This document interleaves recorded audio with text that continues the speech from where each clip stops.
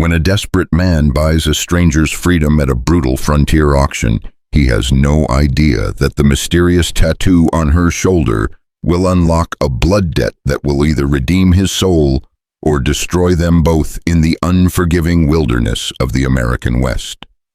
Welcome to a tale of honor, vengeance, and redemption that will take you deep into the heart of the frontier, where justice comes at the end of a gun and some debts can only be paid in blood.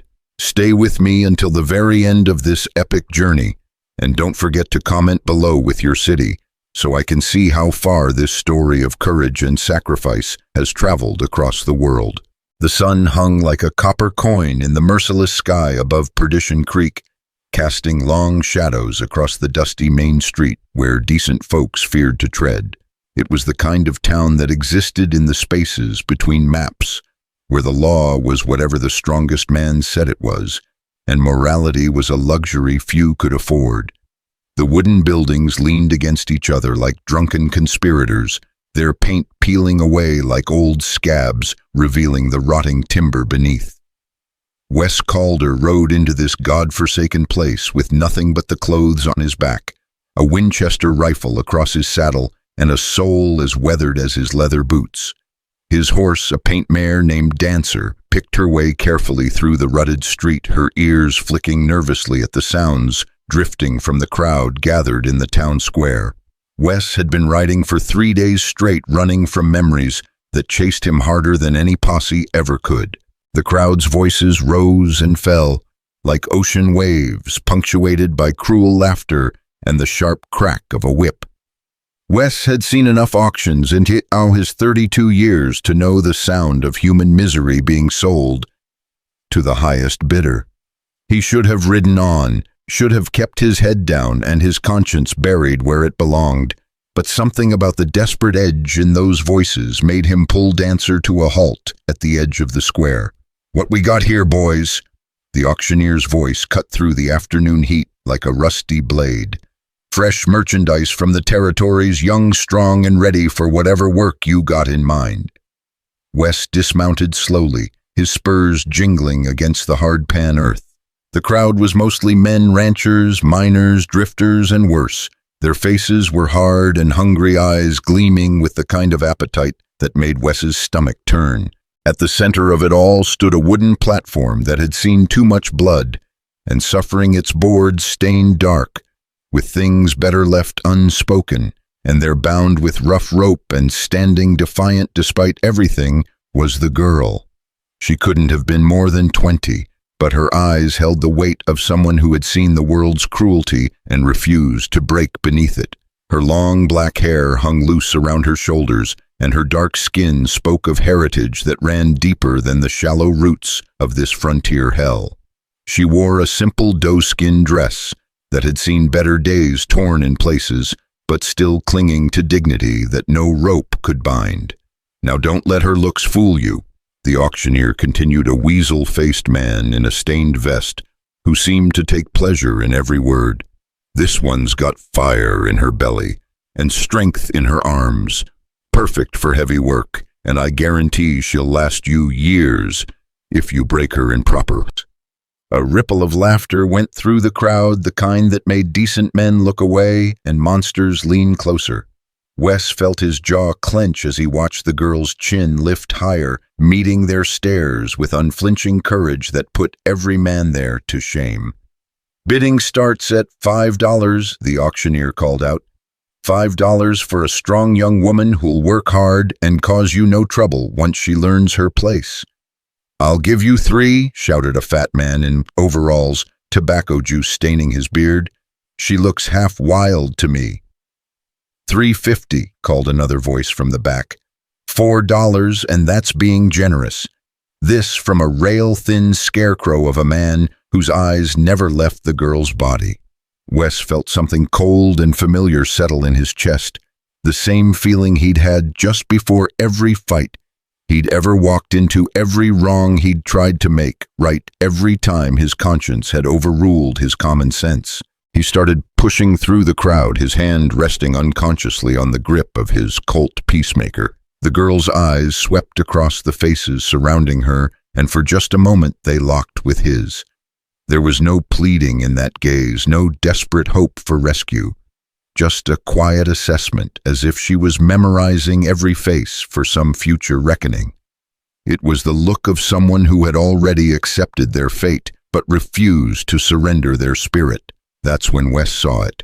High on her left shoulder, partially hidden by her torn dress, was a tattoo that made his blood run cold. It was small and simple, a circle, with 4 lines radiating outward, like the points of a compass, each line ending in a feather.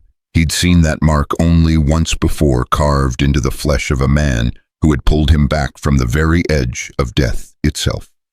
The memories came flooding back like a broken dam. The desert, the Apache war party, the arrow in his chest, and the fever that had nearly taken him to whatever waited beyond, and the weathered face of the old chief who had found him, treated his wounds, and nursed him back to health when any other man would have left him for the buzzards. Chief Tawa. Wes whispered the name falling from his lips. Like a prayer. The old chief had worn that same mark burned into his shoulder with heated metal, in a ritual Wes had never fully understood, but he'd understood the man's kindness, his wisdom, and the debt that could never truly be repaid.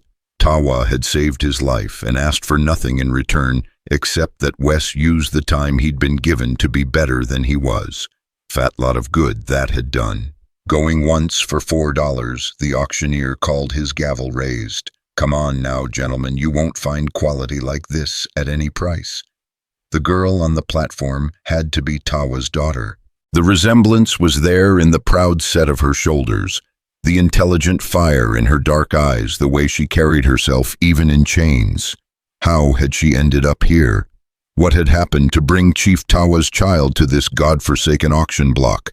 $4.50, someone shouted. Going once for $4.50. Wes's hand moved to his vest pocket, fingers counting the coins he had left. $43 and change, everything he had in the world. It would have been enough to get him a room, a bath, and meals for a week, while he figured out his next move. It was all that stood between him and starvation, in a land that showed no mercy to the broke and broken. Going twice. The girl's eyes found his again, across the crowd, and this time something passed between them, not recognition but understanding. She didn't know him, but she could see he was different from the others, could see the war being fought behind his eyes. Chief Tawa's voice echoed across the years, speaking in the mixture of Apache and broken English that had been their only common language. Life is debt, white man. You owe, someone owes you. Only way to be free is to pay what you owe and forgive what is owed to you. The old chief had been talking about forgiveness then, about letting go of the anger that was eating Wes alive from the inside. But standing there in that crowd of human wolves, Wes understood that some debts ran deeper than money or blood. Some debts were written in the very fabric of a man's soul. Stop! The word tore from his throat before he could stop it, cutting through the afternoon air like a gunshot. I'll buy her. The crowd turned to look at him, a sea of hostile faces and calculating eyes. The auctioneer lowered his gavel, his weasel features twisting into something that might have been a smile. Well now, he said, looks like we got ourselves another bidder. What's your offer, stranger? Wes stepped forward, his boots loud on the packed earth. Every eye in the square was on him now, measuring him, weighing him, wondering if he was worth the trouble of killing. He'd been in worse spots, but not many. $40, he said, his voice carrying clear across the square. Cash money. A murmur went through the crowd. It was more than most of these men saw in a month, enough to feed a family for half a year. The auctioneer's eyes lit up like Christmas morning. $40, he called out. Now we're talking business. Do I hear 45? The men in the crowd exchanged glances, some shaking their heads. Times were hard, and $40 was serious money. The fat man in overalls spat in the dust and walked away, muttering under his breath. The scarecrow looked like he might fight for a moment, then seemed to think better of it when he got a good look at the iron on Wes's hip. 40 going once, the auctioneer called. 40 going twice, 50. The voice came from the back of the crowd, cold and hard as winter iron. The sea of men parted to reveal its source, and Wes felt his blood chill. The man who stepped forward was tall and lean, dressed in black from his hat to his boots. His pale eyes were the color of dirty ice, and a cruel scar ran from his left temple to the corner of his mouth. 2 guns rode low on his hips, tied down like a professional's. Wes had seen his type before, the kind of man who killed for money and enjoyed the work, the kind who would buy a woman not for labor, but for sport. Jeremiah Black. The auctioneer called out, his voice suddenly nervous. Didn't expect to see you in town, Mr. Black. So that was the name. Wes filed it away for future reference, along with every detail of the man's face and bearing. In his experience, men like Black had a way of turning up again when you least expected it. Business brings me through, Black said, his voice soft as silk and twice as dangerous. And I see something I want. His eyes were on the girl now, and the look in them made Wes's trigger finger itch. This wasn't about buying labor or even companionship. This was about power, about breaking something beautiful just because he could.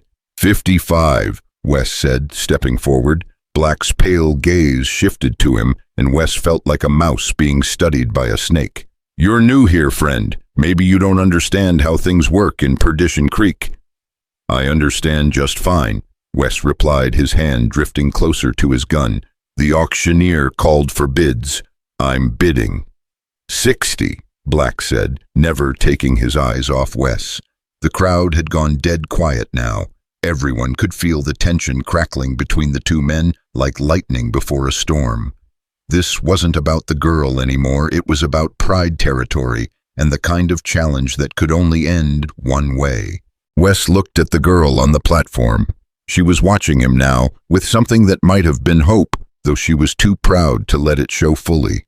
In her eyes he saw Chief Tawa, again saw the weathered hands that had tended his wounds, and the patient voice that had taught him about honor when he'd thought it was dead and buried. 65, he said. Black smiled, then a cold expression that never reached his eyes. You're either very brave or very stupid, stranger. I haven't decided which yet. 70. He continued, his voice still soft. Wes did the math in his head. He had $43 to his name. Even if he could scrape together a few more, he was being priced out of his own conscience. But sometimes a man had to make a stand, even when he couldn't afford it. 80, Black said, and now he was clearly enjoying himself. The auctioneer looked between them like a man watching a tennis match, dollar signs dancing in his eyes. The crowd pressed closer, sensing blood in the water. Wes closed his eyes for just a moment, feeling the weight of the decision crushing down on him. He thought of Chief Tawa, of the debt that could never be repaid. He thought of all the times he'd walked away from doing the right thing because it was too expensive, too dangerous, too hard. When he opened his eyes, his hand was on his gun. I said $40, he called out, his voice cutting through the tension like a blade. And that's my final offer. Anyone who wants to outbid me is welcome to try, but they'd better be ready to back it up with more than money. The square went dead silent. Even the wind seemed to hold its breath. Black's hand moved toward his gun, then stopped as he took in Wes's stance, the way he held himself, the look in his eyes that said he'd already accepted whatever came next. You're challenging me, Black asked, his voice barely above a whisper. I'm buying a girl, Wes replied. If you want to make more of it than that, it's your choice. For a long moment the 2 men stared at each other across 10 feet of dusty ground that might as well have been the width of the world. The crowd held its collective breath, waiting to see which way the wind would blow. Then Black laughed, a sound like breaking glass that made everyone in earshot wince. Another time, stranger, he said, backing away slowly. Another time and place when there are fewer witnesses. He turned and walked away, the crowd parting before him like water. But Wes could feel those pale eyes boring into his back, could feel the promise of future violence hanging in the air like smoke. $40 going once, The auctioneer called, his voice shaky now. Going twice, sold to the gentleman in the brown hat. Wes stepped forward and counted out his money, watching $40, nearly everything he had, disappear into the auctioneer's greedy hands. The man produced a key and tossed it to him. "She's all yours, mister, and good luck with her. She's got a temper on her that would make a wildcat jealous." Wes climbed onto the platform where the girl waited, her eyes watching his every move. Up close, he could see the family resemblance even more clearly, the same proud cheekbones as Chief Tawa, the same intelligent eyes that seemed to see straight through to a man's soul. "I'm going to cut you loose," he said quietly, showing her the key. "But first, I need to know, are you Chief Tawa's daughter?" Her eyes widened slightly, the first crack in her composure he'd seen. "You knew my father. He saved my life once, a long time ago." Wes fitted the key to the manacles around her wrists. "I'm Wes Calder." "Anokei," she said, as the chains fell away. "And my father is dead." The words hit him like a physical blow. Chief Tawa gone. The man who had shown him that honor still existed, in a world gone mad, who had taught him that some things were worth fighting for, even when the odds were impossible. "How?" he asked. "The same men who brought me here," she said, rubbing her wrists where the manacles had chafed them raw. "They killed him when he tried to protect my sisters." Sisters. Plural. Wes felt the weight of responsibility settling on his shoulders like a lead blanket. "Where are they now?" "I don't know," Anokei said, and for the first time her voice cracked slightly. "They separated us, Kiona and Misu. They're only 16 and 14. They could be anywhere by now." The crowd was beginning to disperse, but Wes could feel eyes still watching them. Perdition Creek wasn't the kind of place where a man wanted to linger, especially not after making an enemy like Jeremiah Black. "We need to get out of here," he said, offering Anokei his hand to help her down from the platform. She ignored the offered help and jumped down on her own landing gracefully, despite everything she'd been through. There was strength in her, the kind that came from deep roots and unshakable purpose. "Where will you take me?" she asked. It was a fair question, and one Wes didn't have a good answer for. He'd bought her freedom, but that was as far as his planning had gone. He had no money left, no clear destination, and now he'd made an enemy who would likely come calling sooner rather than later. "I don't know," he admitted, "but anywhere has to be better than here." They walked toward where Dancer waited, the paint mare's ears swiveling nervously at all the commotion. As they reached the edge of the square, a voice called out behind them, "Hold on there, friend." Wes turned to see a man approaching middle-aged with graying hair and the kind of face that had seen too much of the world's ugliness. He wore a badge on his vest, though it was so tarnished and dented that it barely caught the light. "Sheriff Hayes," the man introduced himself, though his tone suggested the title was more courtesy than authority in this place. "Mind if I have a word? Depends on what you want to say." Wes replied, his hand unconsciously drifting toward his gun again. Hayes held up his hands in a peaceable gesture. "Nothing official, I assure you. Just wanted to give you some advice, stranger to stranger." "I'm listening." "Jeremiah Black isn't the kind of man who forgets a slight," Hayes said, glancing around to make sure they weren't overheard. "He's got friends in low places and a long memory for anyone who crosses him. If I were you, I'd put as much distance between myself and Perdition Creek as possible, and I'd do it fast." "Thanks for the warning," Wes said, "but I don't run from men like Black." Hayes looked at him for a long moment, then shook his head sadly. "That's what they all say, son, right up until they're taking their last breath." The sheriff walked away, leaving Wes and Anokei standing in the shadow of the platform where so much misery had been bought and sold.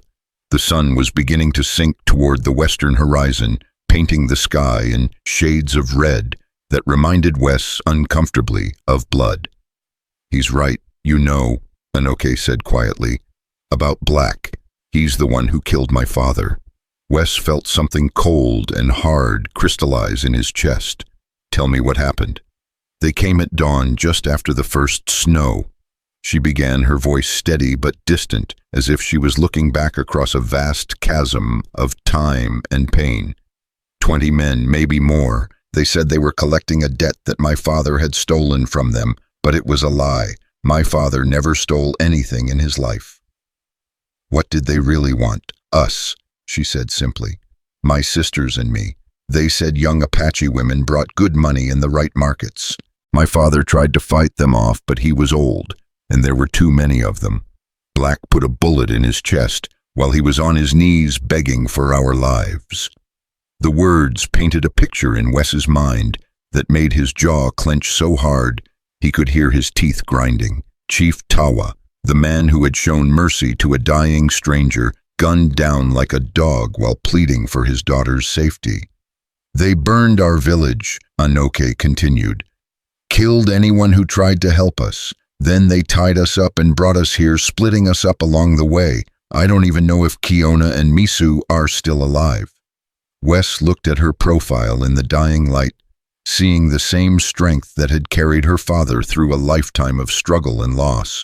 But underneath that strength, he could see the cracks, the weight of grief and responsibility, and desperate hope that was slowly crushing her spirit. We'll find them, he said. She turned to look at him then, and he saw surprise flicker across her features. You don't owe me anything. You bought my freedom. That debt is paid. This isn't about debt, Wes said, surprised by the truth of his own words. This is about doing what's right. And what makes you think you know what's right? There was challenge in her voice now, a test of some kind. Wes was quiet for a moment, thinking about all the times he'd walked away from doing the right thing, all the small compromises and cowardly choices that had brought him to this place. Maybe I don't, he admitted, but your father did, and he saved my life once upon a time. Maybe this is how I start paying that debt.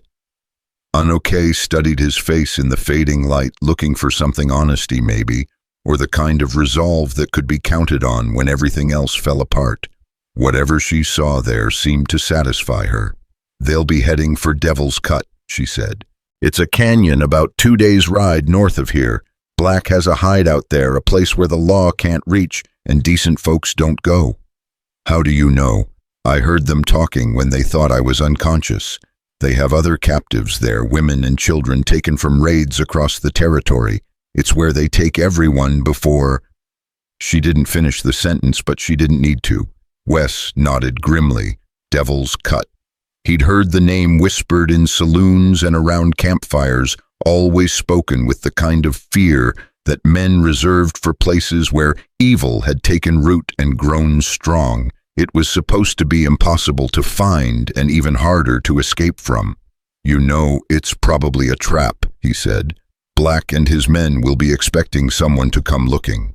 Probably, Anokei agreed. But what choice do we have? Kiona and Misu are all the family I have left. I won't abandon them. There it was, the same unshakable loyalty that had driven Chief Tawa to risk everything for a dying stranger. The apple hadn't fallen far from the tree. Then we'd better get moving, Wes said, untying Dancer's reins.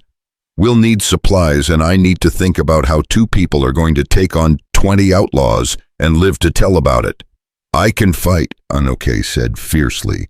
My father taught me how to use a knife, and I'm not afraid of dying if it means saving my sisters. Nobody's dying, Wes said firmly. Not you, not your sisters, not me. We're going to be smart about this plan, it out proper. But first, we need to get clear of this town before Black decides to settle our account early. They mounted up together, Anokei riding behind him on Dancer's strong back. As they rode out of Perdition Creek, Wes could feel eyes watching them from windows and doorways, some curious, some hostile, all calculating. Word would reach Black before they were an hour out of town.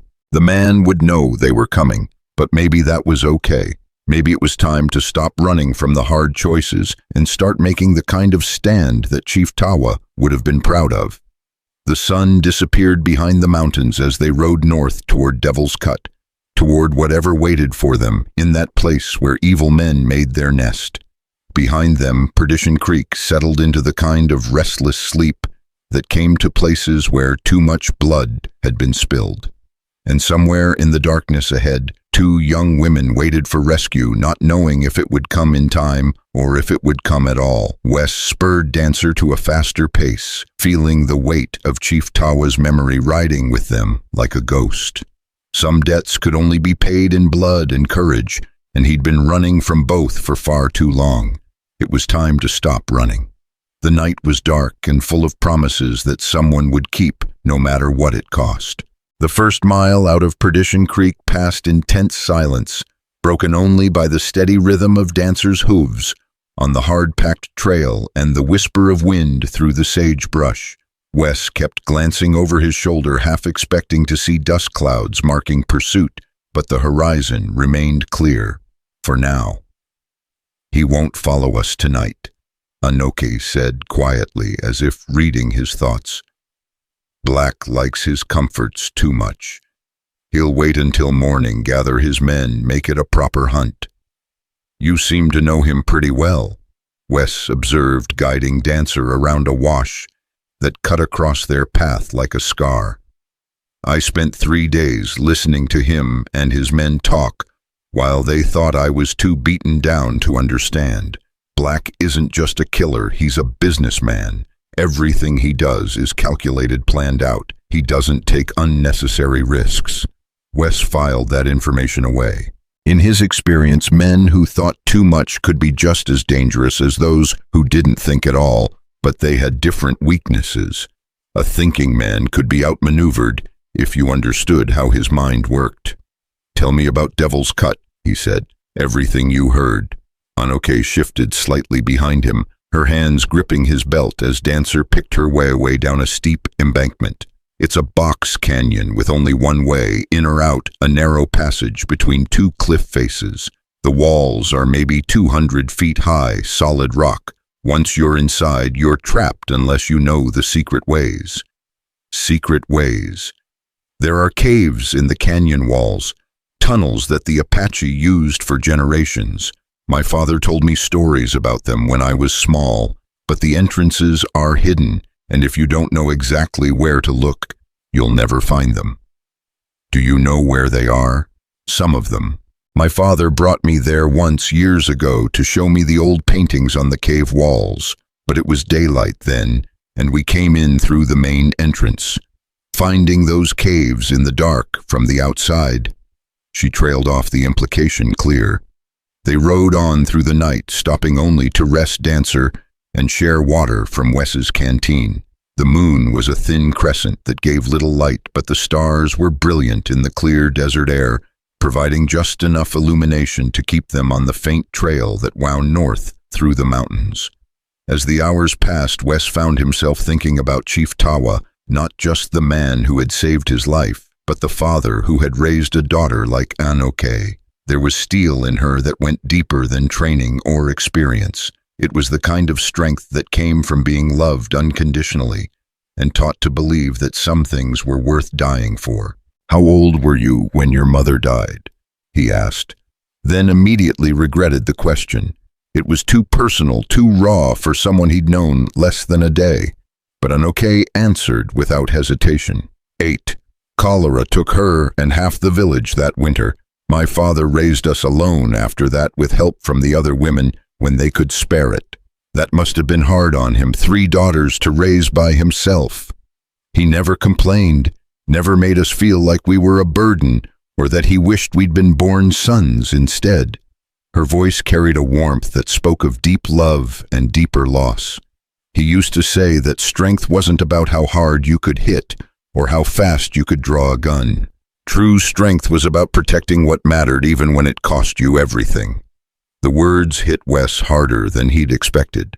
His own father had been a different kind of man, hard, unforgiving, quick with his fists, and slow with praise. The old man had died when Wes was 16, and he'd felt nothing but relief at the funeral. It was a kind of poverty. He was only beginning to understand this lack of something he'd never known he was missing. "Sounds like a good man," he said finally. "The best," Anokei replied simply. They crested a ridge just as the eastern sky began to lighten, painting the mountains in shades of gold and rose. Below them spread a vast expanse of broken country mesas and canyons, twisted rock formations that looked like the bones of some ancient giant, and everywhere the endless sweep of desert that could kill a man in a dozen different ways. "We need to find shelter," Wes said, scanning the landscape for somewhere they could rest during the heat of the day. "Dancer needs rest, and we need to plan our approach." Anokei pointed to a cluster of red rocks about a mile to the east. "There, I can see caves in the cliff face. We can rest there and watch the back trail." They made their way down into the maze of stone. Dancer's shoes ringing against the rocky ground. The caves Anokei had spotted turned out to be shallow overhangs, but they provided shade and concealment from anyone tracking them. Wes unsaddled Dancer and hobbled her where she could reach a small seep of water that trickled from a crack in the rock.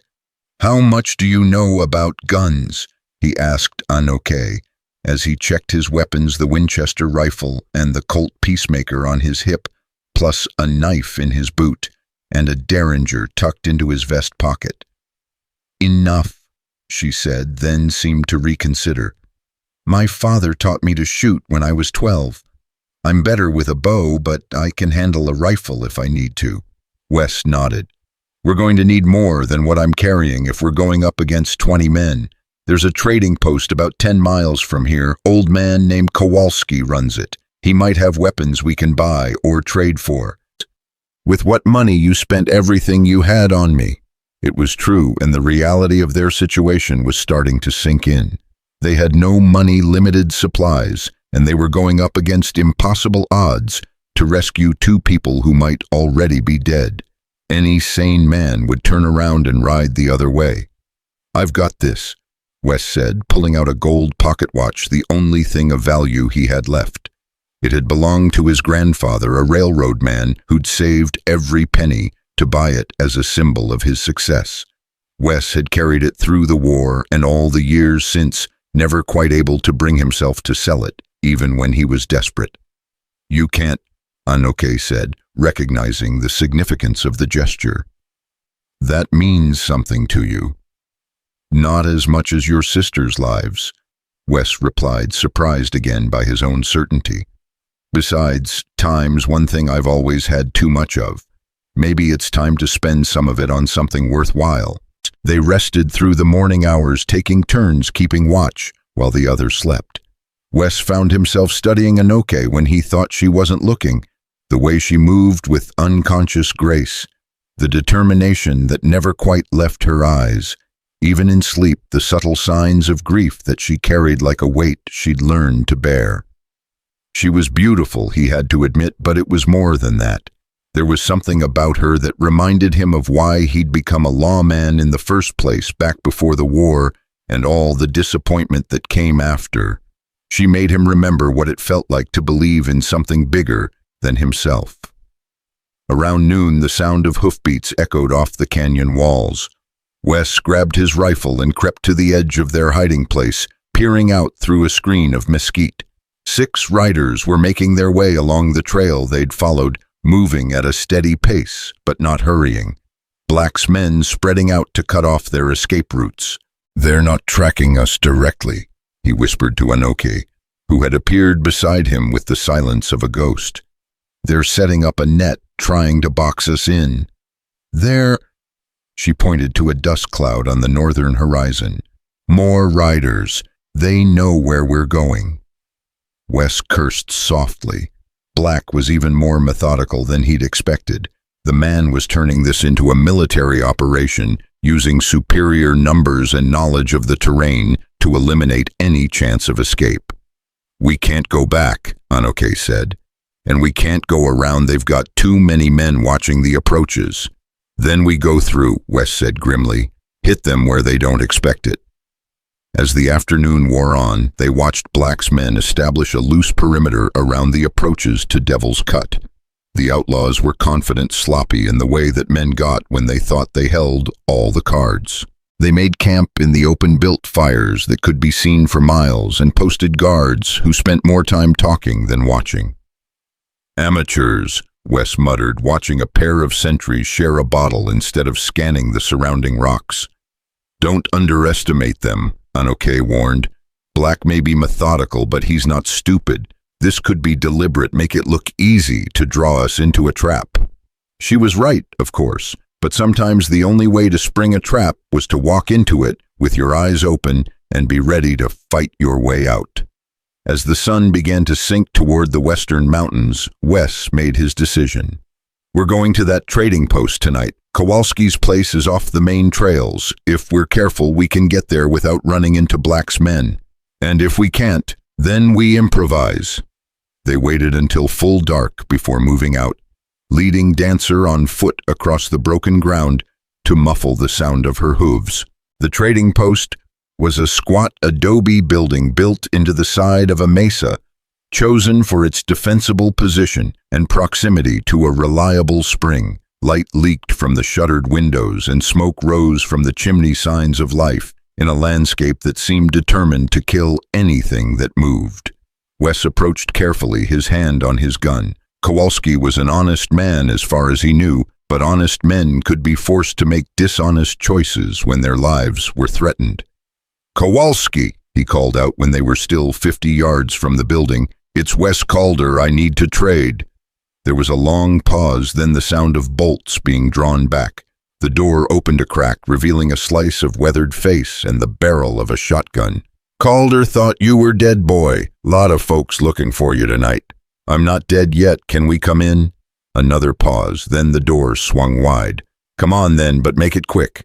And tell your Apache friend to leave her weapons outside." Anokei bristled at the casual racism, but Wes put a restraining hand on her arm. They needed Kowalski's help too much to let pride get in the way. The interior of the trading post was cramped and cluttered, filled with everything from mining tools to Indian blankets to shelves lined with patent medicines and canned goods. Kowalski himself was a small, nervous man with thinning hair and the kind of pale complexion that came from spending too much time indoors. He'd been on the frontier for 20 years, but he'd never quite adapted to its harshness. "What do you need, Calder, and make it fast? Black's got men asking questions all over the territory. Something about stolen property and outstanding debts." "I need guns and ammunition," Wes said, placing his grandfather's watch on the rough wooden counter, "and information about Devil's Cut." Kowalski's eyes went wide when he saw the watch, then narrowed when he processed the second part of the request. "Devil's Cut, Jesus Calder, what kind of trouble you gotten yourself into?" "The kind that needs settling. That watch is worth at least $200. What can you give me for it?" The trader picked up the watch with hands that trembled slightly, turning it over to examine the engraving on the back. "This is quality work. Railroad man's watch, if I'm not mistaken. My grandfather's. He worked for the Pennsylvania line for 30 years. Kowalski nodded slowly. "I can give you 2 rifles, a case of ammunition, some basic supplies. Maybe throw in a pistol for the lady. But Calder, Devil's Cut ain't a place you come back from. Whatever Black's got in there, it ain't worth dying for." "It is to me," Wes said simply. "And to me," Anokei added, speaking for the first time since they'd entered. Kowalski looked between them, then shook his head. "Young folks think they can change the world with enough bullets and good intentions." But he began gathering weapons from behind the counter, 2 Winchester rifles, boxes of cartridges, a Navy Colt that looked well maintained. "Tell me about the canyon," Wes said as Kowalski worked. "The entrances, the layout, anything that might help." "I've never been inside," the trader admitted, "but I've heard stories. Apache used to use it as a winter camp back in the old days. Supposed to be water year-round caves for shelter. The main entrance is guarded by 2 natural pillars. Looks like a gateway to hell when the light hits it right." "What about other ways in?" Kowalski paused in his work, giving Wes a sharp look. "There's talk of old Apache trails up the cliff faces, but that's just talk. Even if they exist, you'd have to be part mountain goat to use them."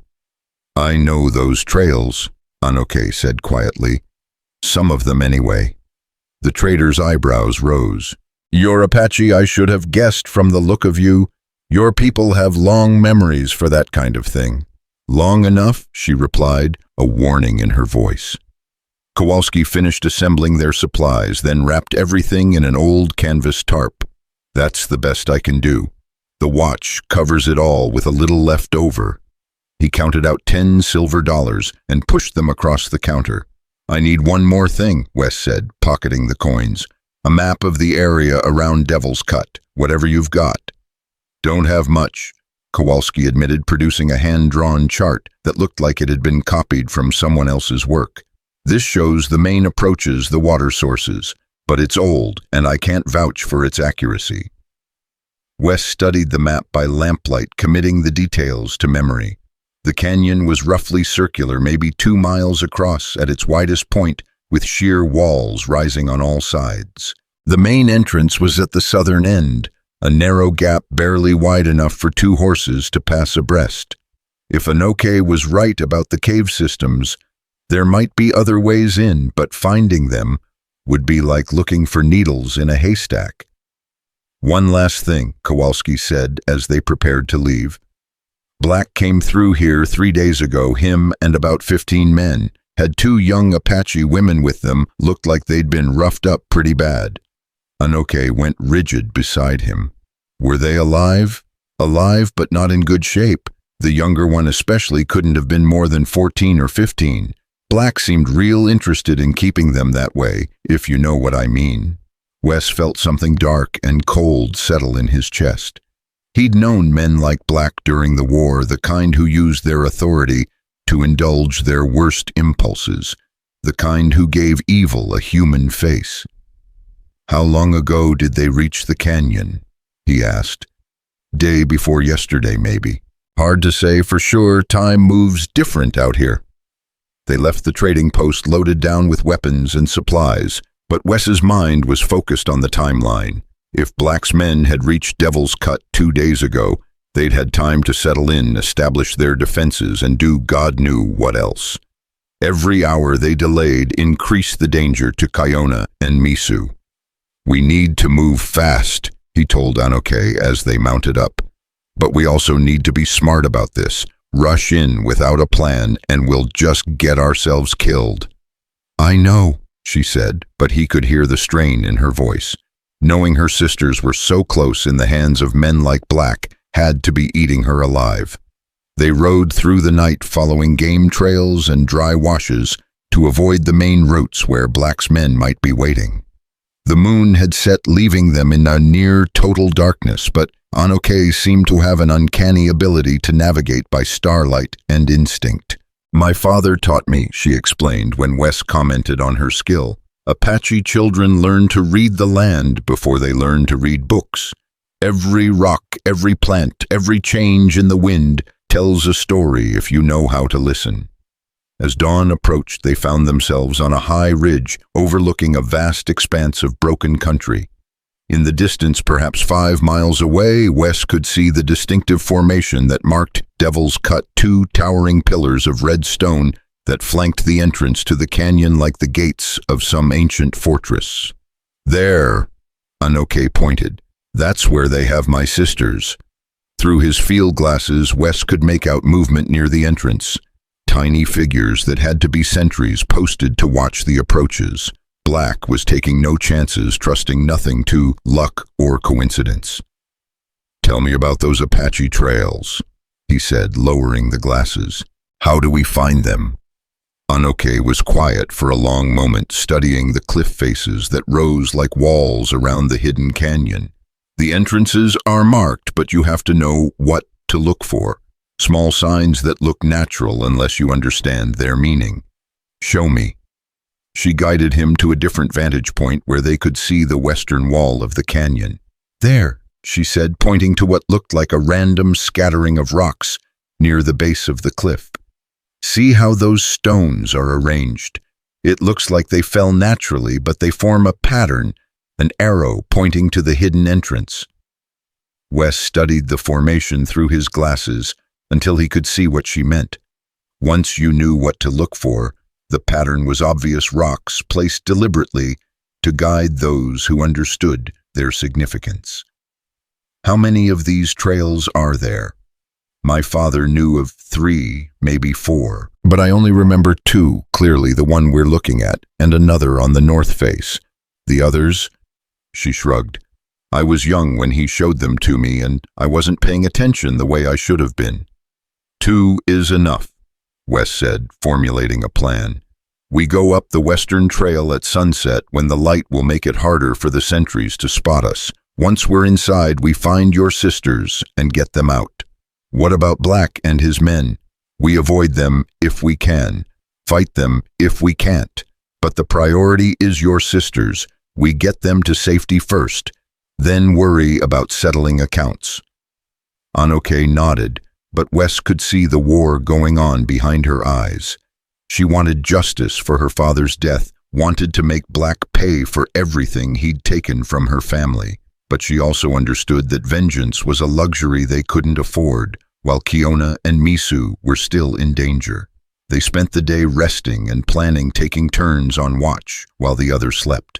As evening approached, Wes checked their weapons one final time, making sure everything was loaded and ready. 2 rifles, 2 pistols, his knife, and Anokei's bow. Not much against 20 armed men, but it would have to be enough.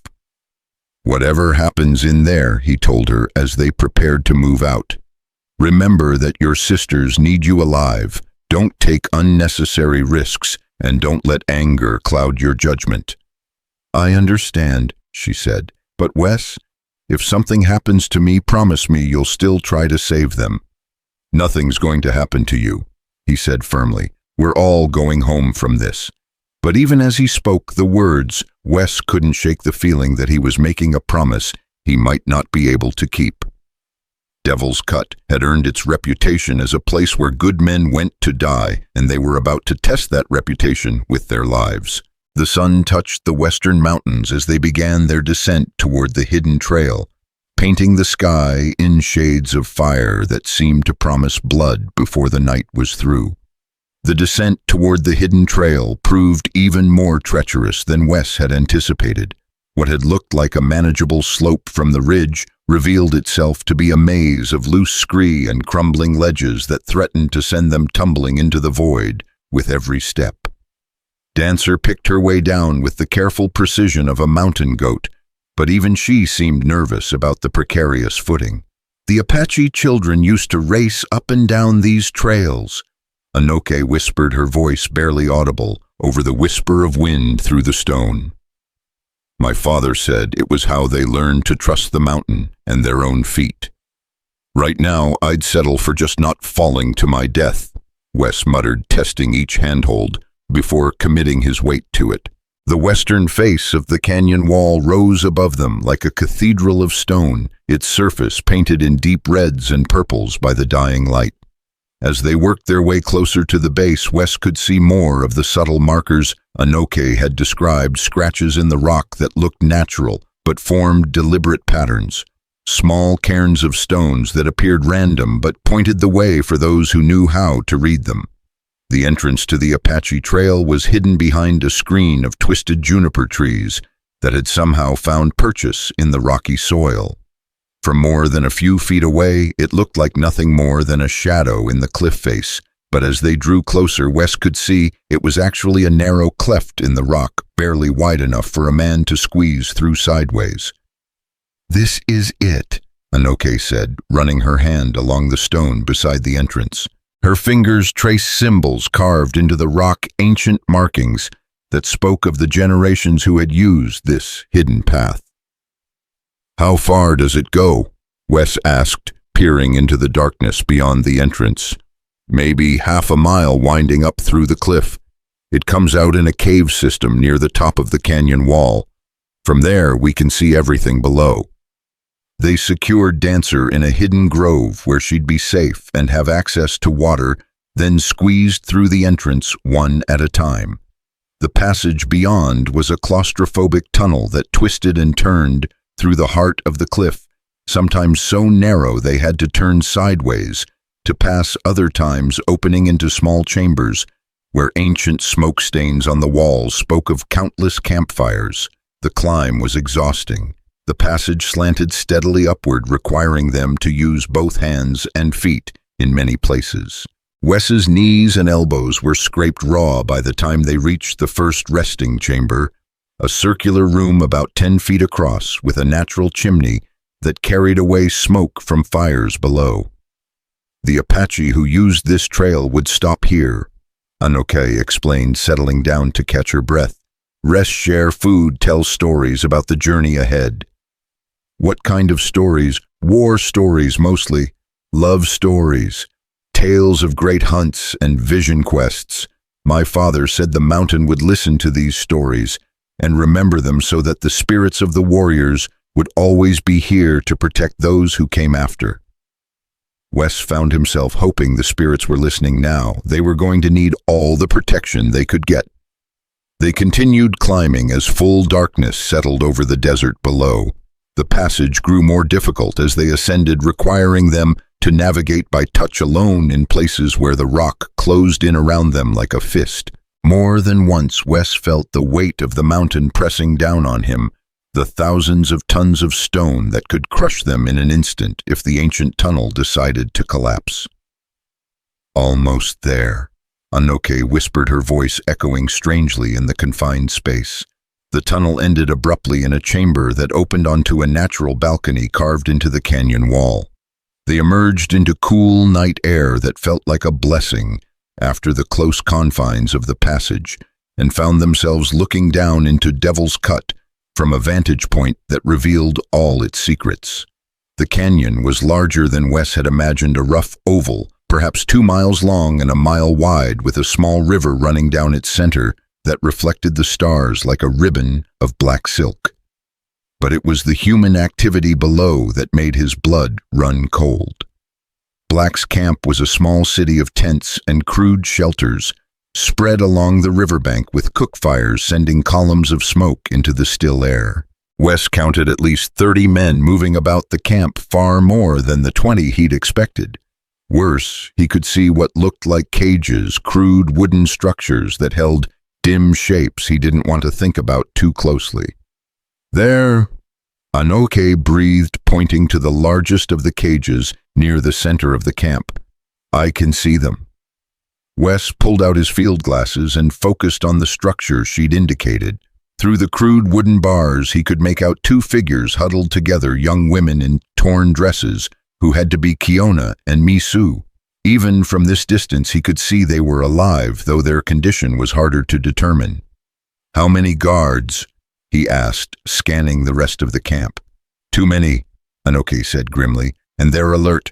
Look at the way they're positioned, overlapping fields of fire, clear sight lines to all the approaches. Black knows what he's doing. She was right. The camp was laid out like a military fortification with sentries posted at regular intervals and no blind spots where an attacker could approach undetected. The main entrance to the canyon was blocked by a makeshift gate guarded by at least 6 men, and the river provided a natural barrier that would channel any assault into prepared killing zones. We need to get closer, Wes said. Study their routines, find their weak spots. The caves, Anokei said. There's a network of tunnels that runs through the cliff walls. Some of them connect to passages that open near the canyon floor. If we can find the right one. They spent the next hour exploring the cave system that honeycombed the upper reaches of the canyon wall.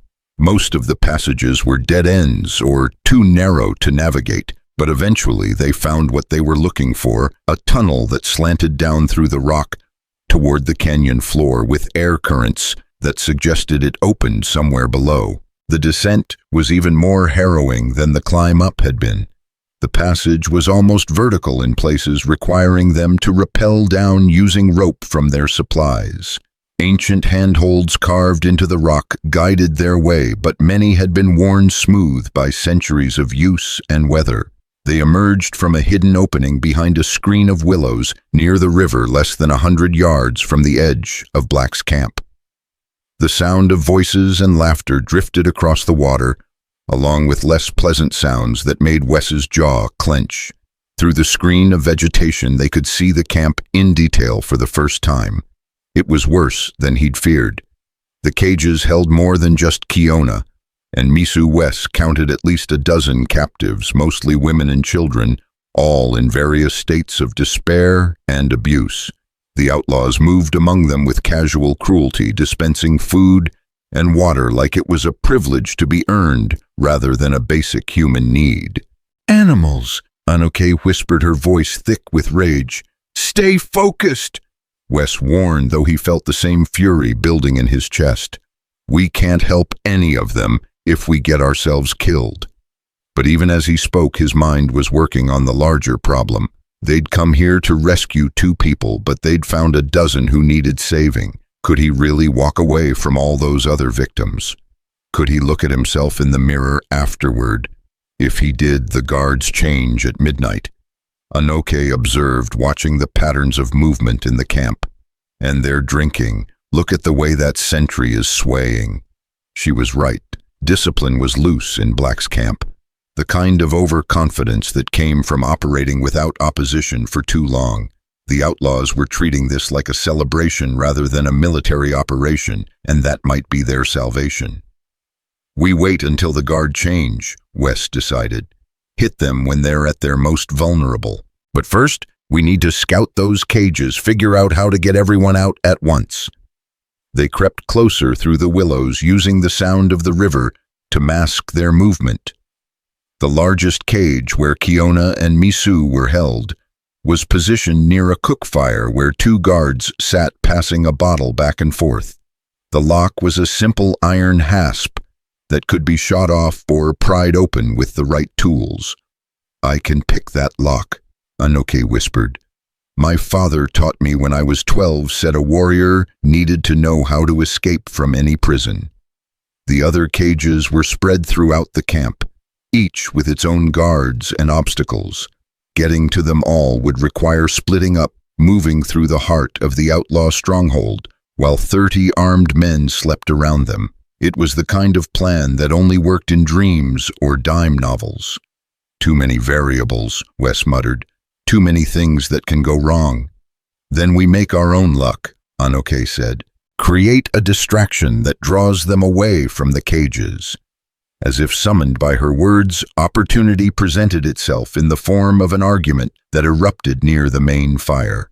2 of Black's men had gotten into a dispute over a card game, and their raised voices were drawing attention from across the camp. Wes watched as guards abandoned their posts to watch the confrontation, leaving gaps in their defensive line. "Now," he breathed. They moved like shadows through the tall grass, using every scrap of cover the riverbank provided.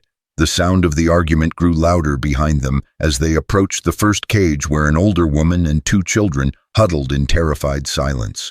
Wes made short work of the lock with his knife, prying the hasp free with barely a whisper of metal on metal. The woman inside looked up at him with eyes that had given up hope, then widened in disbelief as she realized what was happening. "Can you walk?" he whispered. She nodded, gathering the children to her. "Who are you?" "Someone who's going to get you out of here. Stay low, move quiet, and follow the river upstream. There's a hidden trail about half a mile north. Look for the juniper trees." He moved to the next cage while Anokei worked on freeing Kiona and Misu. The argument by the fire was escalating, with more men joining in to take sides. Perfect cover for what they were doing as long as it lasted. The second cage held 2 young men who looked like they'd been beaten recently. One had a broken arm that hung at an awkward angle, but both were conscious and alert. Wes freed them with the same efficiency, pointing them toward the escape route. "Help the others," he told the uninjured one. "Make sure everyone gets to those trees." By the time he'd freed the occupants of the third cage, Anokei had reached her sisters. Through the darkness, he could see the reunion, 3 figures embracing, with desperate intensity, tears streaming down faces that had given up hope of ever seeing each other again. But there was no time for proper reunions. The argument by the fire was dying down, and soon the guards would return to their posts. They had perhaps 10 minutes before the alarm was raised. "Go," he told Anokei when she approached with her sisters. "Get them to the trail. I'll finish here and catch up." "I'm not leaving you," she said fiercely. "You're not leaving me. You're saving your sisters. That's what we came here for." Kiona, the older sister, looked to be about 16, with the same proud bearing as Anokei, despite everything she'd endured. Misu was younger, barely 14, and clearly traumatized by her ordeal. Both girls needed medical attention and safety, not a running gun battle in the middle of the night. "He's right," Kiona said quietly. "We need to go." "But we're not abandoning you, Anokei. We're giving you a reason to survive." The logic was sound, but Wes could see the war going on behind Anokei's eyes. Everything in her wanted to stay and fight, to make Black and his men pay for what they'd done. But duty to family outweighed personal vengeance, just as her father had taught her. "5 minutes," she said finally. "Then I'm coming back for you." "Deal." Wes lied, knowing he'd do everything in his power to make sure she never had to return to this place. He watched them disappear into the darkness, then turned back to the remaining cages. 2 more to go, and the guards were already starting to drift back to their positions. The window of opportunity was closing fast. The 4th cage held a family, a man, woman, and teenage boy who looked like they'd been traveling when Black's men found them. Settlers probably heading west to start a new life and running into the worst kind of bad luck. The man had a bullet wound in his shoulder that had been poorly treated, and infection was setting in. "Can you make it to the river?" Wes asked. "I'll make it," the man said grimly. "Won't be the first time I've had to run for my life." The final cage was the hardest to reach, positioned near the center of the camp, where the cook fires provided too much light and the guards were too close. Wes studied the situation, counting the men between him and his target, calculating angles and sight lines. That's when he saw Black. The outlaw leader emerged from the largest tent, and even in the flickering firelight, Wes could see the cold intelligence in those pale eyes. Black moved through his camp like a man who owned everything. He surveyed, casual in his authority, but alert to every detail around him. He stopped by the cage where Kiona and Misu had been held, and Wes saw the exact moment when he realized it was empty. Black's whole body went rigid. Then he spun toward the nearest guard with fury written across his scarred features. "Where are they?" His voice carried clearly across the camp, cold as winter steel. The guard stammered something about the card game, about being distracted for just a few minutes. Black listened with the patience of a man who had all the time in the world to plan his revenge, then drew his pistol and shot the guard through the head without changing expression. The camp erupted into chaos. Men scrambled for weapons, shouting questions and orders that nobody seemed to hear. But through it all, Black remained calm, his pale eyes scanning the darkness beyond the firelight, with the focus of a predator who had caught his prey's scent. "Search the canyon," he ordered. "Every cave, every hiding place. They can't have gone far, and there's only one way out of here. Peterson, take 6 men and seal the main entrance. Rodriguez, get up on the rim with your rifle. Anyone tries to climb out, you kill them." Wes felt the net closing around them. Black was too smart, too experienced to let emotion cloud his judgment. Within minutes, he'd have 30 men combing every inch of the canyon, and the hidden Apache trails would no longer be secret. The final cage would have to wait. Survival was more important than completeness, and the dozen people they'd already freed were better than none at all. Wes began backing toward the river, moving by inches to avoid drawing attention. That's when he heard the scream. It came from the direction of the escape route, high and desperate and unmistakably female. One of the freed captives had been spotted, which meant Black's men were already moving to cut off the exit. Wes abandoned stealth and ran toward the sound, crashing through the willows like a bull moose. Behind him, shouts erupted as his movement was spotted, followed by the crack of rifle fire. Bullets whined overhead, too close for comfort, but not close enough to stop him. He found the source of the scream at the base of the hidden trail. The woman from the first cage lying motionless in the grass, while one of Black's men stood over her with a smoking pistol. The children were nowhere to be seen. which meant they'd either escaped or were already dead. The outlaw saw Wes coming and tried to bring his gun around, but he was too slow. Wes's Colt spoke first, the heavy bullet spinning the man around and dropping him into the river with a splash. "Where are the children?" Wes demanded, kneeling beside the wounded woman. "Safe," she gasped, blood frothing on her lips. "Hid them in the rocks. But they'll find them. You have to." She died with the words. Unfinished, her eyes still fixed on the spot where two innocent children waited for a rescue that might never come. More shouts echoed from the direction of the camp as Black's men organized their search. Wes could see torches spreading out like fireflies, methodically working their way toward his position. Soon they'd be surrounded, trapped between the outlaws and the sheer canyon walls. A hand touched his shoulder and he spun to find Anokei, crouched beside him, her bow in hand and determination written across her features. "I told you to get your sisters to safety," he said. "They're safe. Kiona knows the old trails better than I thought. She's leading everyone up the north face. But I'm not leaving you to face this alone.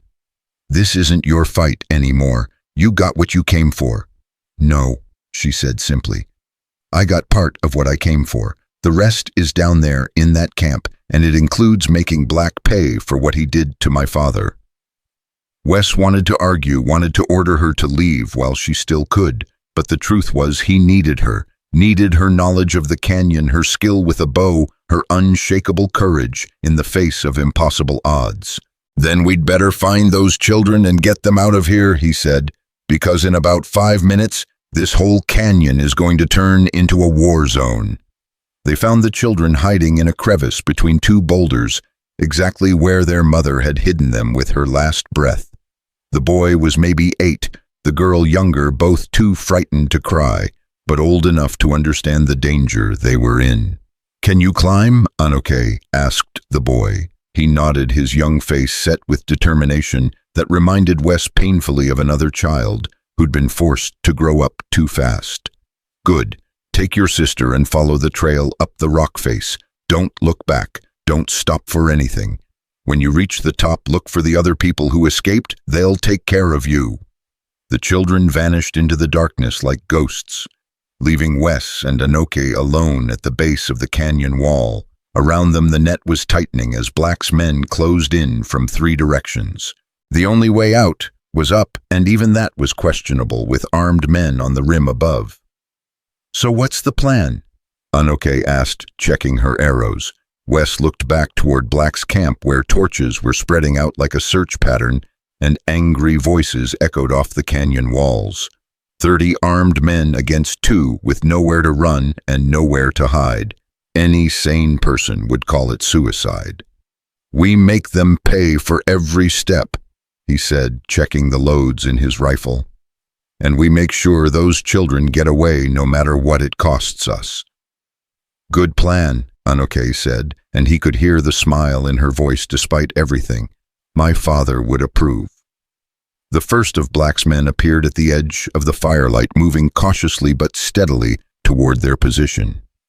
Behind him came others, spreading out to cover all the angles. In minutes, they'd be completely surrounded with no choice but to fight or die. Wes settled into position behind a fallen log, his rifle trained on the approaching figures. Beside him, Anokei nocked an arrow and drew her bowstring back with deadly precision. "For Chief Tawa," she whispered. "For doing what's right," Wes replied. Then the night exploded into gunfire, and blood and Devil's Cut earned its name all over again. The first shot came from Anokei's bow, the arrow taking the lead tracker in the throat. Before he could cry out a warning, the man dropped silently into the grass, his torch guttering out and leaving a patch of protective darkness. But his companions were too experienced to be caught off guard for long. "There!" one of them shouted, pointing toward the muzzle flash from Wes's rifle as he dropped a second man. "By the rocks!" Gunfire erupted from half a dozen positions as Black's men opened up with everything they had. Bullets chewed splinters from the fallen log that sheltered Wes and Anokei, forcing them to keep their heads down while the outlaws maneuvered for better angles. "We can't stay here," Wes said, ejecting a spent cartridge and feeding a fresh round into his Winchester's chamber. "They'll flank us in about 2 minutes." "The river," Anokei replied, loosing another arrow into the darkness. A scream confirmed her aim had been true. "We can use the willows for cover work our way upstream." It was a desperate plan, but desperate was all they had left. Wes laid down covering fire while Anokei slipped away from their position, her dark clothing making her nearly invisible in the shadows. When his rifle clicked empty, he rolled sideways and followed her bullets, kicking up dirt, where he'd been lying just seconds before. The willows provided concealment, but little real cover. The thin branches couldn't stop bullets, only hide their passage from the men hunting them. They moved in a crouch along the riverbank, the sound of running water masking their footsteps, while shouts and curses echoed behind them. "Spread out!" Black's voice cut through the chaos like a blade. "They're moving toward the river. Rodriguez, get your men to the north bank. Cut them off before they reach the cliffs." Wes counted muzzle flashes in the darkness, at least 20 men closing in from multiple directions. They were outnumbered 10 to 1, trapped in a box canyon with enemies above and behind them. Any military manual would have called their situation hopeless. "How far to the next trail?" he asked Anokei, as they paused behind a massive boulder that offered temporary shelter. "Half a mile, maybe more, but they'll have men waiting for us. Black's not stupid enough to leave it unguarded." A bullet sparked off the rock inches from Wes's head, followed by the crack of a rifle from somewhere across the river. The outlaws had night fighters positioned on both banks, now turning the canyon floor into a shooting gallery. "Then we don't go up," he said, making a decision that surprised him with its clarity. "We go through them." "Through 20 armed men? That's suicide." "Maybe, but it's also the last thing they'll expect." Wes checked his remaining ammunition, 12 rounds for the rifle, 6 for his pistol. Not much for a running gun battle, but it would have to be enough. "They think we're trying to escape. Instead, we hit them where they're weakest." "The camp," Anokei breathed, understanding immediately. "While they're all out here hunting us. Black will have left a skeleton crew to guard the remaining prisoners. We take them out free, whoever's left, then use the confusion to break for the main entrance." It was still a long shot, but it had the virtue of being completely insane. Sometimes the craziest plan was the only one that worked, especially when your enemies thought they had you figured out. They worked their way back downstream, using every scrap of cover the riverbank provided. The sounds of the search grew fainter behind them as Black's men spread out to cover the canyon approaches, leaving the center increasingly undefended. The camp appeared through the willows like a vision of hell, cookfires burning, unattended tents standing empty, and in the center of it all, the remaining cages with their human cargo. Wes counted 4 guards, total all of them nervous and jumpy, as distant gunfire echoed off the canyon walls. "The one by the supply tent first," Anokei whispered, knocking an arrow. "He's got the best angle on the cages." "On 3. Wes agreed, sighting down his rifle barrel. 1, 2. They struck simultaneously, arrow and bullet, finding their targets before either guard could react. The remaining 2 outlaws spun toward the sound, but they were looking in the wrong direction. Wes's second shot took one through the chest, while Anokei's blade, thrown with deadly precision, found the 4th man's throat. The camp fell silent except for the crackle of flames and the terrified whimpering from the remaining cage. Wes approached cautiously, his rifle ready for trouble, but the area was clear. 4 dead men lay scattered around the fire, their blood slowly soaking into the desert sand. The final cage held 3 people, a middle-aged man with the soft hands of a shopkeeper, a woman who might have been his wife, and a teenage girl who couldn't have been much older than Misu. All 3 looked up at Wes with the hollow eyes of people who had given up hope of rescue. "We're getting you out of here," he said, working at the lock with his knife. "But you need to move fast and stay quiet. Can you do that?" The man nodded, helping his wife to her feet. "Who are you? Why are you helping us?" "Because it's the right thing to do," Wes said simply. The lock came free with a soft click, and the cage door swung open. Head for the main entrance. There's a trail that leads up the south wall. Find the other people who escaped and stay with them. What about you? The woman asked. We'll catch up. Wes lied. In truth, he and Anokei would be lucky to survive the next hour, but these people deserved a chance at freedom even if their rescuers didn't. As the family disappeared into the darkness, shouts erupted from the direction of the river. The search parties had found the bodies of their fallen comrades and were regrouping, which meant Wes and Anokei had perhaps minutes before the full weight of Black's fury came down on them. The ammunition, Anokei said, pointing to a wooden crate near one of the tents. If we're going to make a stand, we'll need every bullet we can get. They ransacked the camp with desperate efficiency, gathering weapons and ammunition while keeping one eye on the surrounding darkness. Wes found a shotgun and a bandolier of shells, plus 2 more rifles that looked to be in good condition. Anokei discovered a pouch of arrows that would fit her bow, along with a wicked-looking knife that she slipped into her belt. Calder. Black's voice echoed across the canyon, cold and patient as death itself. I know you can hear me. You've cost me a lot of money tonight, and I intend to collect compensation with interest.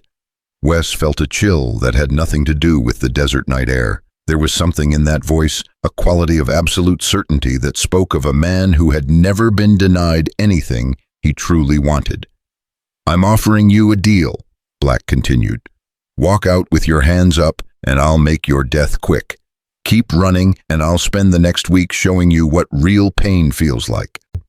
He's trying to spook us, Anokei said, but Wes could hear the tension in her voice. She'd seen what Black was capable of, had watched him murder her father in cold blood. Let him talk, Wes replied, loading shells into the shotgun. Words won't stop bullets. But even as he spoke, he could see torches converging on their position from 3 directions. Black had pulled his men back from the fruitless search and was organizing a proper assault on the camp. Soon they'd be facing the entire gang at once with nowhere to run and precious little ammunition. The canyon wall, Anokei said, pointing to the sheer rock face that rose behind the camp. There's another trail, one my father showed me when I was very young. It's harder to find than the others, but it might be our only chance. Wes followed her gaze to what looked like an impenetrable cliff face. If there was a trail there, it was invisible to his eyes. But he'd learned to trust Anokei's knowledge of these ancient paths, and they were running out of alternatives. Where? He asked. Behind that deadfall, she said, indicating a massive tree trunk that had somehow ended up at the base of the cliff. The entrance is hidden underneath. They were halfway to the deadfall when the first wave of attackers burst from the willows, guns blazing.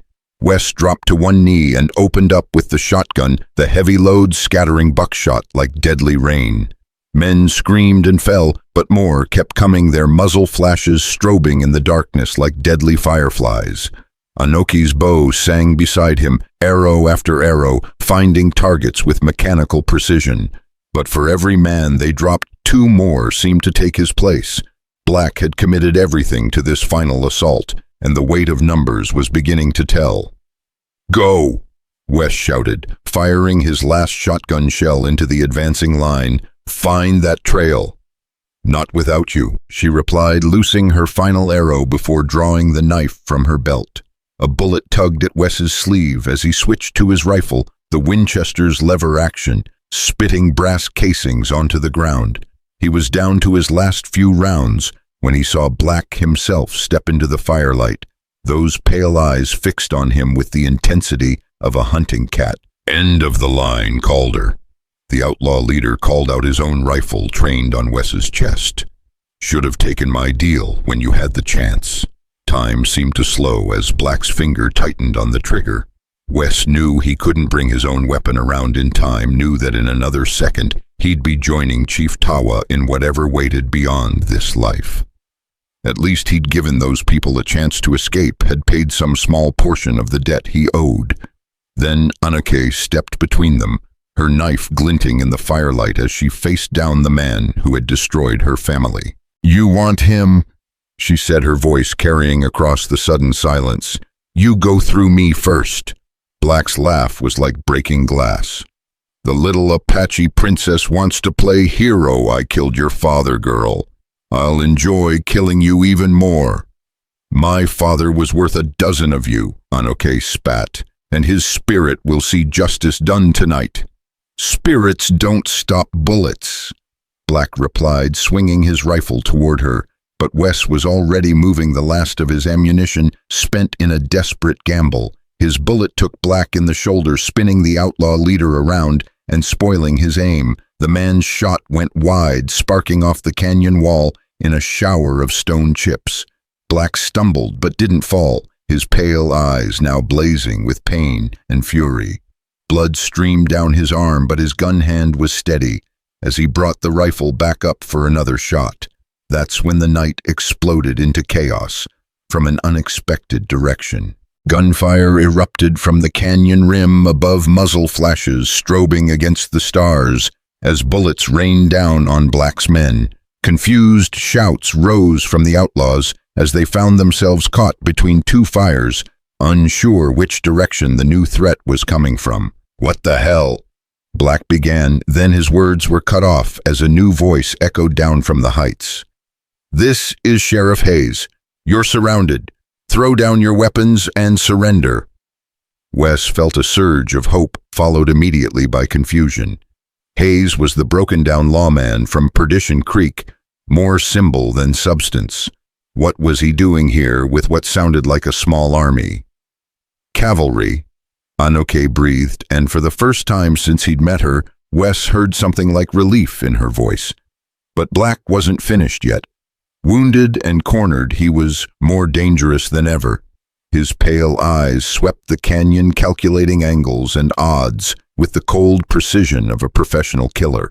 "You think a few badges make a difference?" He snarled, blood running down his face from a graze on his temple. "I've killed lawmen before." He raised his rifle again, but this time his target wasn't Wes or Anokei. He was aiming at the cages, at the people they'd risked everything to save. "If I can't have them," he said, "nobody can." Wes threw himself forward, knowing he'd never reach Black in time, but unable to stop himself from trying. The rifle barrel swung toward the helpless captives, Black's finger already tightening on the trigger. Then Anokei's knife took him in the chest. The blade slid between his ribs with surgical precision, finding the heart that had pumped blood through a lifetime of cruelty and violence. Black's eyes went wide with surprise, then slowly dimmed as he toppled backward into the dust. "That was for my father," Anokei said quietly, pulling her knife free, "and for every innocent person you ever hurt." And around them the battle was winding down as Black's men found themselves caught between the lawmen above and the superior defensive position they'd lost when their leader fell. Some threw down their weapons and called for quarter. Others tried to fight their way out and were cut down in the crossfire. A few simply melted away into the darkness, choosing the uncertain mercy of the desert over the certain justice of a rope. Sheriff Hayes appeared out of the smoke and confusion, leading a group of grim-faced men who wore badges and carried themselves like they knew how to use the weapons in their hands. The sheriff himself looked different, somehow straighter, more solid, as if stepping outside his jurisdiction had reminded him of who he used to be. "Calder," he said, holstering his pistol. "Glad to see you're still breathing. When I heard the shooting start, I figured we might be too late." "How did you know where to find us?" Wes asked, still trying to process the sudden reversal of fortune. "Your Apache friend's sisters," Hayes replied. "They found our camp about 2 hours ago, said you'd gone into the canyon to rescue more prisoners. Took some convincing, but they made a pretty compelling case for coming after you." Wes looked around for Kiona and Misu, finally spotting them near the canyon entrance. Both girls were armed now, Kiona with a rifle that looked too big for her hands, Misu with a pistol she clearly knew how to use. The family resemblance was unmistakable, and not just in their features. All three sisters had the same unshakable courage, the same refusal to abandon those they cared about. "They shouldn't have come back," Anokei said, but her voice carried pride as well as concern. "Try telling them that," Hayes said, with a grin. "Reminded me of why I became a lawman in the first place, listening to them talk about doing what's right regardless of the cost." As dawn broke over Devil's Cut, the full scope of what they'd accomplished became clear. 18 prisoners freed, most of Black's gang dead or captured, and a reign of terror that had lasted for years finally brought to an end. The cost had been high. Wes counted 6 dead among the posse, good men who'd died bringing justice to a place where it had been absent too long. "What happens now?" Anokei asked as they watched the surviving outlaws being loaded into a wagon for transport back to Perdition Creek. "Now they face trial," Hayes said firmly. "Real trial with a real judge and jury. Some of these men have been wanted for years. There's enough reward money to rebuild half the towns they've burned." "I don't want the money," Wes said. "Give my share to the victims, the ones who lost everything to Black's raids." Hayes nodded approvingly. "I figured you'd say something like that. What about you, miss? You've got a claim coming as well." Anokei looked around the canyon that had been the site of so much suffering, her eyes lingering on the spot where her father's killer had fallen. "I just want to take my sisters home, back to what's left of our village to try and rebuild what was lost." "That's going to be hard work," Wes observed. "Starting over from nothing." "We won't be starting from nothing," she said, looking at him with an expression he couldn't quite read. "We'll have each other, and we'll have the memory of what my father taught us about honor and doing what's right." As the rescued prisoners were loaded into wagons for the journey back to civilization, Wes found himself at loose ends. The mission was accomplished, the debt to Chief Tawa finally paid. But for the first time in years, he found himself reluctant to ride on alone. "Where will you go now?" Anokei asked, as if reading his thoughts. "I don't know," he admitted. "Been running from place to place for so long, I'm not sure I remember how to stay put." "Our village could use a man who knows how to fight," she said carefully. "Someone who understands that some things are worth protecting." The offer hung in the air between them, loaded with possibilities neither of them was quite ready to voice. Wes thought about Chief Tawa, about the debt that had brought him to this place, and the new understanding of what it meant to have something worth fighting for. "I might take you up on that," he said finally, "if you think your people would accept an outsider." "My father accepted you once," Anokei replied. "I think he'd approve of you staying to help protect what he loved." As the convoy prepared to leave Devil's Cut, Wes took one last look around the canyon that had nearly become his grave. The sun was climbing higher now, burning off the morning mist, and revealing the stark beauty of the place beneath all the violence and suffering. It was good land, he realized, the kind of place where people could build something lasting if they had the courage to defend it. He climbed onto Dancer's back and fell in beside the wagon, carrying Anokei and her sisters. Behind them, Sheriff Hayes and his men brought up the rear, their prisoners secure and their mission accomplished. Ahead lay the long journey back to whatever passed for civilization in this harsh country. But for the first time in longer than he could remember, Wes wasn't thinking about the road ahead or the ghosts that chased him. He was thinking about staying in one place long enough to see if he could become the man Chief Tawa had believed him to be. The debt might be paid, but sometimes the end of one obligation was just the beginning of another. A better one built on choice, rather than chance, on hope, rather than desperation. As they rode out of Devil's Cut and into the growing light of day, Wes felt something he hadn't experienced in years, the possibility of home. The journey back to civilization took 3 days of hard traveling across terrain that seemed determined to test their resolve at every turn. The rescued prisoners rode in silence for the most part, their faces bearing the hollow expressions of people who had seen too much of humanity's darker nature. But gradually, as the miles passed and Devil's Cut fell further behind them, something like hope began to return to their eyes. Wes rode point with Sheriff Hayes while Anokei and her sisters brought up the rear with the wagon carrying the wounded. The rhythm of the trail was hypnotic hoofbeats on hard ground, the creak of leather and wagon wheels, the occasional murmur of conversation that never quite developed into real talk. Everyone seemed lost in their own thoughts, processing what they'd survived and what came next. "Never figured I'd see the day when Jeremiah Black met his match," Hayes said as they crested a ridge that offered a view of the country behind them. "Man seemed untouchable for so long, I was starting to think he really was bulletproof." "Every man bleeds when you cut him deep enough," Wes replied, but his thoughts weren't on Black. They were on the woman riding behind them, on the way she'd step between him and certain death without hesitation, on the quiet strength she'd shown through everything they'd endured. "You're thinking about staying, aren't you?" Hayes observed with the insight of a man who'd spent 30 years reading people's faces, with her and her people. "Maybe," Wes admitted. "Been a long time since I had a reason to put down roots anywhere. Apache don't take to outsiders easy, even ones who've proven themselves. Their ways are different from ours, older, harder in some respects. You sure you're ready for that kind of life?" Wes considered the question as they descended into a valley where a small stream provided water for their horses and a chance to rest. He'd lived among different peoples during his years of wandering: Mexicans, freed slaves, Chinese railroad workers, even a group of Mormon pioneers who'd taken him in during a particularly bad winter. Each had their own customs and beliefs, their own ways of measuring a man's worth. "Different doesn't mean wrong," he said finally, "and I've seen enough of our civilization to know it doesn't have all the answers." Hayes nodded thoughtfully.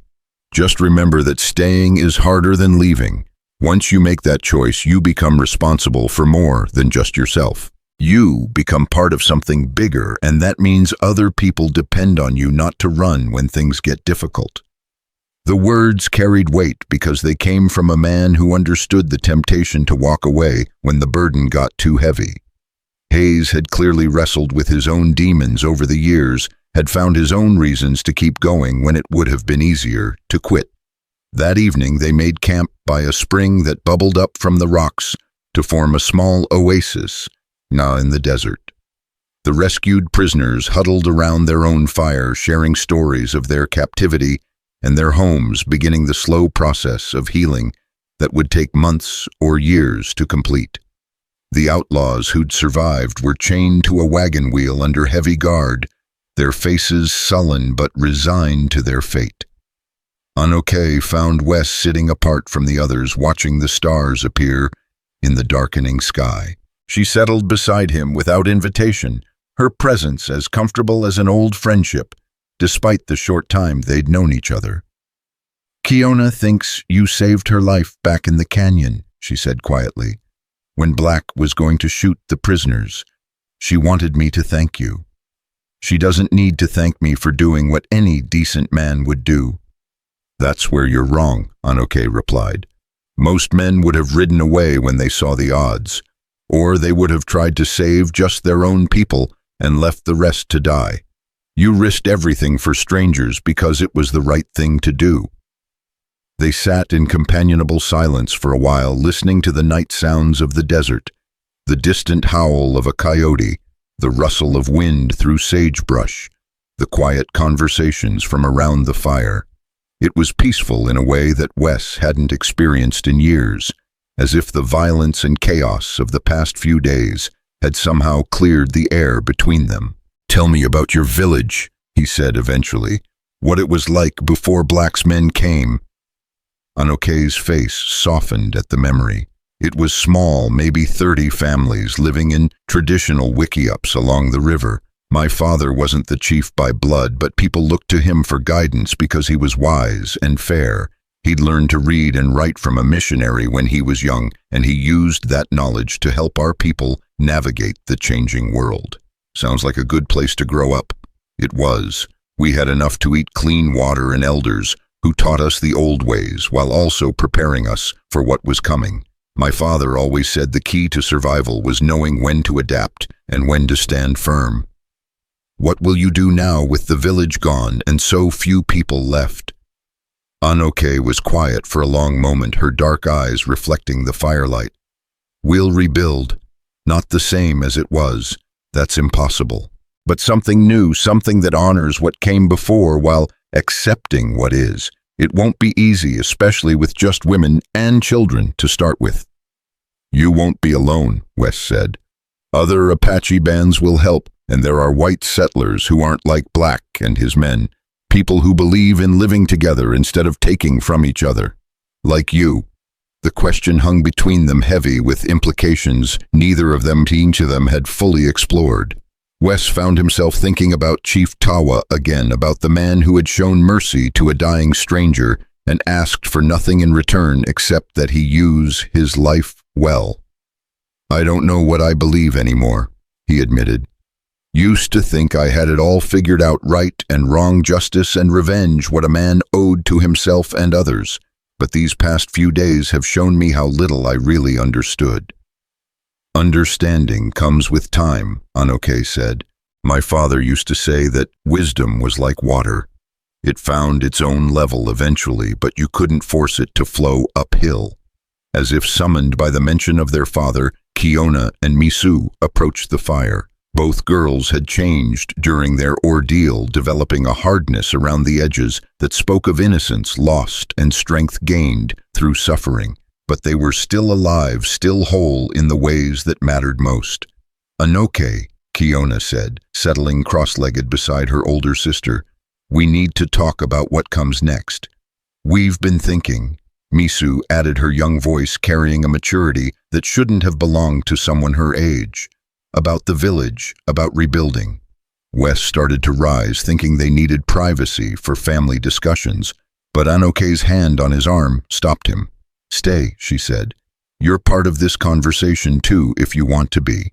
Kiona studied him with eyes that reminded him painfully of her father, intelligent, measuring, but not unkind. Anokei told us what you did, how you bought her freedom and helped rescue us. The debt our family owes you can never be repaid. There's no debt, Wes said firmly. Your father saved my life once. I was just returning the favor. Our father saw something in you, Misu said quietly. Something worth saving. We'd like to think we inherited his ability to judge character. What are you saying? We're saying you'd be welcome in our new village, Kiona replied. Not as an outsider or a guest, but as family, if that's something you want. The offer was more than Wes had dared hope for, more than he felt he deserved. To be accepted not just as a helper or protector, but as genuine family, it was a gift beyond price from people who had every reason to distrust outsiders. I'm honored, he said carefully, but you should know that I'm not an easy man to live with. I've done things I'm not proud of, made enemies who might come looking for me someday. We all have things in our past we'd rather forget, Anokei said. The question is what we choose to do with the time we have left. Over the next 2 days, as they continued their journey toward Perdition Creek, Wes found himself drawn deeper into conversations about the future. The three sisters had a clear vision of what they wanted to build, a community that honored Apache traditions while adapting to the realities of a changing world. They talked about farming and ranching, about education for the children, and trade with neighboring settlements. We'll need someone who understands both worlds, Kiona said as they rested during the heat of the afternoon. Someone who can speak for us when dealing with white authorities, but who also respects our ways. Someone willing to fight when necessary, Misu added, but wise enough to know when talking is better than shooting. Someone like our father was, Anokei concluded, looking directly at Wes. Someone who understands that strength isn't about how hard you can hit, but about what you're willing to protect. The words echoed Chief Tawa's teachings, and Wes felt the weight of responsibility settling on his shoulders like a familiar coat. It was different from the burden of debt he'd carried for so long. This was chosen rather than imposed, hopeful rather than desperate. When they finally reached Perdition Creek, the town was buzzing with news of Black's defeat and the rescue of so many prisoners. People lined the streets to watch the procession, some cheering, others simply staring in amazement at the sight of the notorious outlaw gang brought low. Sheriff Hayes organized the formal processing of the prisoners, while a territorial judge was summoned to handle the trials. The rescued captives were housed in the hotel and boarding houses, while arrangements were made to reunite them with their families or help them start new lives. Lot of paperwork ahead, Hayes told Wes as they stood outside the jail, watching the last of the outlaws being locked away. Depositions, witness statements, property claims could take weeks to sort it all out. "I'll stay as long as you need me," Wes replied. "These people deserve justice, not just revenge." "What about after you really thinking about settling down with those Apache girls?" Wes looked across the street to where Anokei stood, with her sisters helping coordinate aid for the other survivors. She moved with natural authority, organizing efforts with the efficiency of someone born to lead. Watching her, he felt something he'd almost forgotten existed, the desire to be part of something larger than himself. "I think their father would approve," he said finally. The trials, when they came, were swift and decisive. The territorial judge was a no-nonsense man who'd seen too much frontier justice to tolerate legal technicalities when the evidence was clear. Most of Black's surviving men were sentenced to long prison terms, while the worst of them faced the gallows. Throughout the proceedings, Wes found himself serving as an unofficial spokesman for the Apache sisters, helping them navigate the legal system that was foreign to their experience. It was a role that felt natural, bridging the gap between two worlds that too often saw each other as enemies. "You're good at this," Anokei observed after a particularly successful day in court. "Speaking for people who can't speak for themselves." "Practice," Wes replied. "I've been on the wrong side of enough courtrooms to understand how they work. Maybe that's exactly what we need, someone who understands both sides of the law." As the legal proceedings wound down, the sisters began making concrete plans for their return to Apache lands. They'd received compensation from the territorial government for their losses, enough to buy supplies and livestock for their new settlement. Several of the other rescued Apache prisoners had asked to join them, creating the nucleus of a new community. "We leave tomorrow," Anokei told Wes on their final evening in Perdition Creek. "The wagon's loaded and we've got enough supplies to last through the winter if we're careful." "Good," he said, though the word felt inadequate for everything he was feeling. "The question is whether you're coming with us." It was the moment of decision he'd been both anticipating and dreading. For years he'd drifted from place to place, never staying long enough to form real attachments or take on lasting responsibilities. But looking at Anokei, thinking about everything they'd shared and overcome together, he realized his wandering days were finally over. "I gave Sheriff Hayes my statement," he said. "Turned in my badge to the territorial marshal. As far as the law is concerned, I'm free to go wherever I choose." "And where do you choose to go?" "Home," he said simply, "if you'll have me." The smile that spread across her face was like sunrise after the longest night, warming something in his chest that had been cold for far too long. The next morning they set out for Apache lands in a convoy of 3 wagons loaded with supplies and hope. Wes rode beside the lead wagon, where Anokei handled the reins with the same competence she brought to everything else. Behind them, Kiona and Misu shared the second wagon, with 2 older Apache women who'd been among the rescued prisoners, while the third wagon carried building materials and farming tools. The journey took them through country that grew more beautiful with each mile, rolling hills covered in oak and pine, clear streams that would provide water for crops and livestock meadows, where horses could graze and children could play safely. It was good land, the kind that could support a thriving community, if it was worked with wisdom and patience. "There," Anokei said on the third day, pointing to a valley that opened before them like a promise. "That's where we'll build our new village." The site she'd chosen was perfect, a broad meadow beside a year-round stream protected by hills that would break the winter winds but open to the southern sun. Ancient oak trees provided shade and building materials, while the stream would power a mill and provide irrigation for crops. "Your father would approve," Wes said, imagining the village that would grow here. "I hope so," Anokei replied. "I hope we can build something that honors his memory while also providing for the future." They spent the rest of the day exploring the valley, planning where to place the houses and community buildings, mapping out fields and pastures. It was hard work, but it was work with purpose, building towards something that would last beyond their own lifetimes.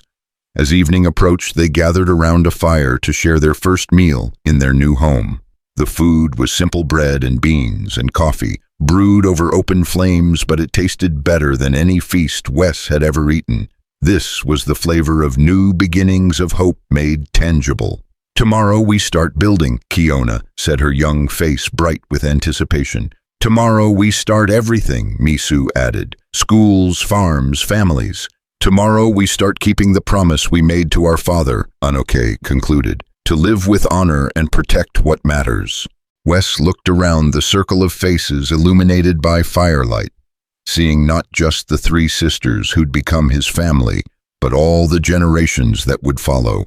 Children who would grow up safe and loved, elders who would pass down wisdom and traditions, young people who would carry the best of both worlds into an uncertain future. The debt to Chief Tawa was paid, but in its place had grown something better, a commitment freely chosen, a responsibility gladly accepted. He thought about the man who'd saved his life so many years ago, wondered if the old chief could have foreseen this moment when he pulled a dying stranger from the desert and nursed him back to health.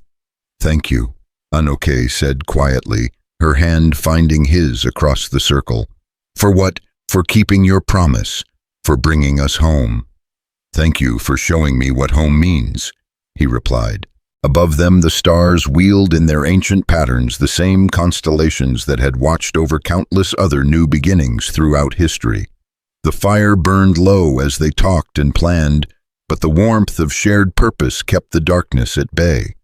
Some debts, Wes reflected, could only be paid by living well, by using the time you'd been given to build something worthwhile. Chief Tawa had saved his life, but more than that, he'd shown him what it meant to live with honor. Now, in this hidden valley where a new community would take root and grow, that lesson would continue to bear fruit for generations to come. The debt was paid, but the story was just beginning. And for the first time in longer than he could remember, Wes Calder was exactly where he belonged. As the last embers faded and the family settled down to sleep under the vast canopy of stars, the wind whispered through the oak trees like a benediction, carrying with it the promise of all the tomorrows yet to come.